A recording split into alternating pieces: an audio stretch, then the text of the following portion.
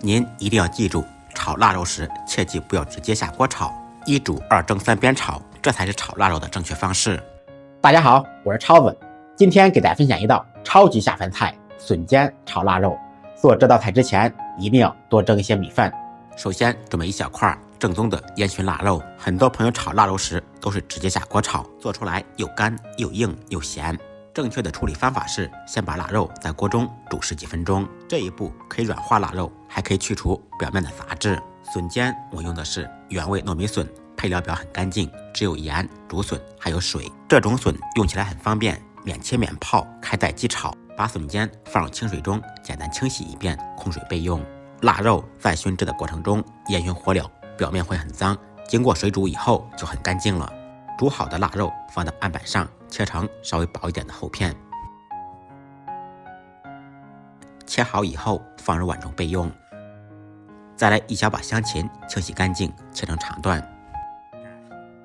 小料准备少许姜片，2-3粒大蒜，同样切薄片。不能吃辣的同学放2个小米辣，锻炼一下，切成小圈。切好以后一同放入碗中。起锅做水，切好的腊肉放入锅中，再煮制一下。开锅以后煮2-3分钟。这一步主要是去除腊肉的咸味，也可以在锅中蒸几分钟。煮好以后捞出控水备用。另起锅，锅烧热，放少许油，油热以后放入小料，煸炒出香味。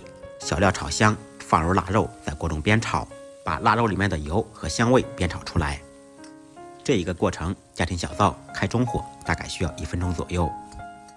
腊肉炒香以后，放入准备好的笋尖。笋尖下锅以后，改开大火快速翻炒，把笋尖的水分炒干，炒出香味，尽可能的炒出锅气。期间烹入一点酱油，提色提味，继续大火炝出酱香味。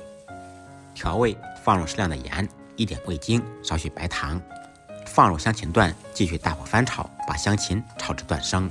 注意这几种食材的下锅顺序，下锅时间不同，做出来口感也不一样。出锅之前放少许蒜苗，大火翻炒均匀，起锅装盘。这样做的笋尖炒腊肉，腊肉咸香，笋尖脆嫩，下酒又下饭。喜欢的朋友可以点赞转发收藏起来，有时间试着做一下。关注我，让您在家也能做出饭店的味道。